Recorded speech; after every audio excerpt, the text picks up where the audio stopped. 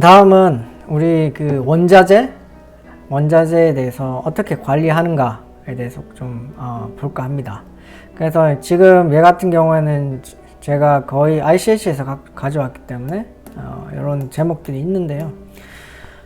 일단 원자재, 원료 또는 의약품의 용기, 포장재가 입고되면 우리가 그걸 바로 사용하면 안 되겠죠. 그러니까 이런 원료 자재들이 우리가 원하는 적절한 품질을 유지를 하고 입고가 됐는지를 확인을 해야 될 겁니다. 처음에 딱 봤을 때 이제 파손이나 유관상의 이슈가 없는지 벤더로부터 받았을 때 이제 유관 검사를 해야겠죠.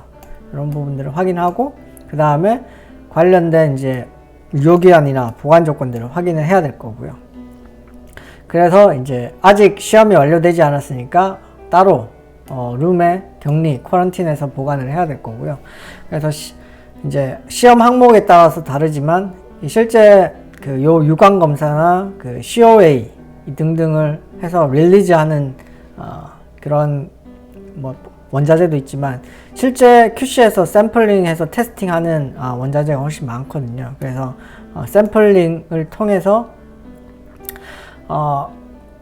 대상 원자재에 대해서 이제 테스트를 진행하게 되죠. 아이덴티티, 그러니까 우리가 예를 들어 이게 염화나트륨 NaCl이라고 하면 실제 납품받은 게 NaCl이 맞는지에 대해서 확인을 하고 또 그 순도 또는 역가 또는 오염 등등을 이제 우리가 필요한 항목을 설정을 해놓고 또는 기준을 마련해놓고 테스팅을 하게 되죠. 그래서 테스팅을 한 다음에 이런 그 전반적 유관 검사 포함해서 내용을 확인한 다음에 품질 조직, 퀄리티 유닛 또는 QA에서 이제 릴리즈를 하게 됩니다. 출하를 하게 되고요. 그래서 그 검증해서 어프로브를 하게 되면 이제 실제 생산에 사용하는, 그러면 이제 사용할 수 있는 보관 창고로 이동이 되겠죠. 여기는 지금 쿼런틴 격리 보관했다가 실제로 이제 그 창고로 이동이 해서 사용이 될 텐데, 사용하는 거는 먼저 들어온 놈을 먼저 보내고 또는 먼저 유효기간이 짧은 놈을 먼저 보내고 그렇게 이제 사용을 해야 될 겁니다. 근데 만약 여기서 불합격이 났을 경우 이제 예를 들어 그 불합격이 나면 리젝트 해야 될 거고, 리젝트 된 것들은 다시 격리 해야 될 거고요.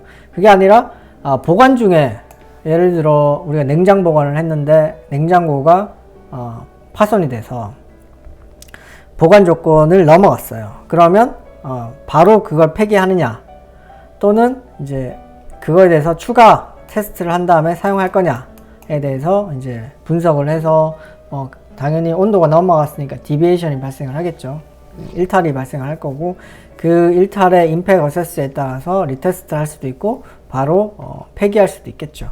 그래서 그런적인 측면은 이제 디비에이션 절차에 따라서 진행이 될 겁니다. 그래서 이렇게 원자재가 적절한 품질을 유지할 수 있어야 실제 그 원자재를 사용한 우리 제품이 퀄리티를 유지할 수 있기 때문에 이런 그 각 라트 또는 이제 단위별로 이제 원자재가 들어오게 되면 그거에 대해서 충분한 검사를 하게 되죠. 요 전에 그걸 납품하는 이제 업체들에 대한 점검 평가도 이제 추가적으로 이루어져야 되는데, 그건 나중에 따로 또 말씀드리도록 하겠습니다.